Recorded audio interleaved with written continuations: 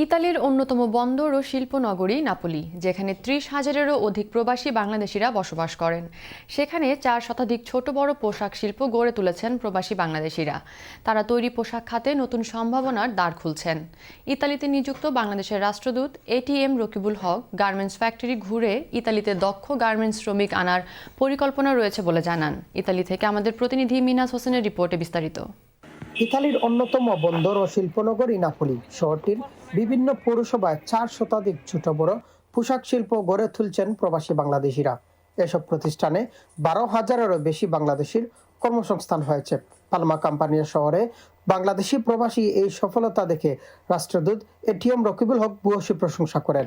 দেখে খুব ভালো লাগলো যে বাংলাদেশ যেমন গার্মেন্টস ইন্ডাস্ট্রিতে পৃথিবীতে একটা স্থান করে নিয়েছে, এখানে বাংলাদেশিরা তাদের কর্ম যোগ্যতা এবং কমিটমেন্টের সুবাদে এখানে তারা গার্মেন্টস ফ্যাক্টরি ওন করে এবং বাংলাদেশিদেরকে এখানে তারা এমপ্লয়মেন্ট করছে।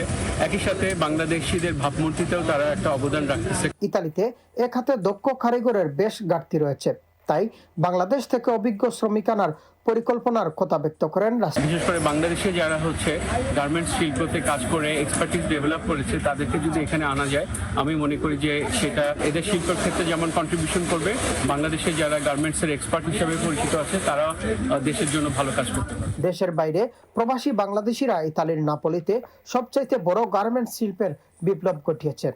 রাষ্ট্রদূত এক সংক্ষিপ্ত সফরে নাপোলি পালমা কোম্পানিতে আসেন এবং গার্মেন্টস শিল্পের সাথে সম্পৃক্ত উদ্যোক্তাদের সাথে সাক্ষাৎ ও মত বিনিময় করেন। ইতালিতে বাংলাদেশিদেরকে দেখা হয় যে একটা country of unskilled and semi skilled labour, অদক্ষ অবৈধ শ্রমিক, তারা ভূমধ্য সাগরে আসে। তিনি বিভিন্ন প্রতিষ্ঠান ঘুরে দেখেন এবং শ্রমিকদের সাথে কথা বলেন। এ খাতে ইতালিতে অনেক সম্ভাবনা রয়েছে। গার্মেন্টস শিল্পে বাংলাদেশিদের আরো এগিয়ে নিয়ে যেতে দূতাবাসের পক্ষ থেকে সব ধরনের সহযোগিতারও আশ্বাস দেন রাষ্ট্রদূত। ইতালির বন্দর নগরী নাপোলি, রোম সহ বিভিন্ন শহরে গার্মেন্টস শিল্পে প্রবাসী বাংলাদেশিরা বিশেষ অবদান রেখে চলেছেন। এ খাতে প্রবাসীদের যেমন কর্মসংস্থানের সুযোগ তৈরি হচ্ছে, তেমনি করে দেশের রেমিটেন্স প্রবাহ আরো বৃদ্ধি পাচ্ছে বলে মনে করছেন প্রবাসী বাংলাদেশিরা।